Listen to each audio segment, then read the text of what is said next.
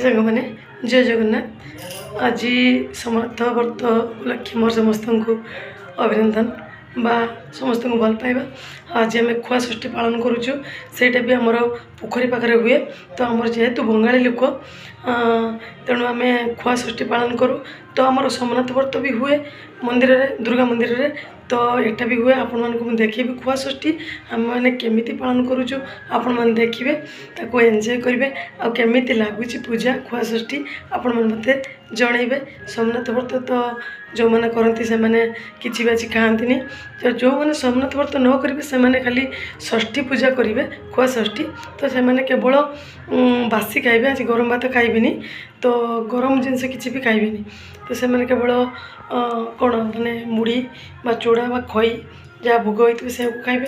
किंतु जो मैंने सोमनाथ व्रत करुँच से मैंने कौन माने भोग खाइके ही रहिबे। आसते देखा आम कौन केमिति आम खुआ षष्ठी पालन करछु। आसते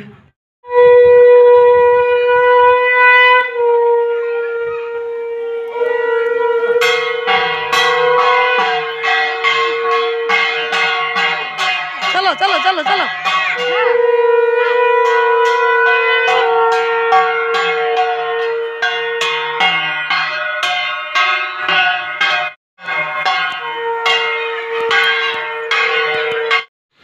जोरटा खर्च करो, जोर की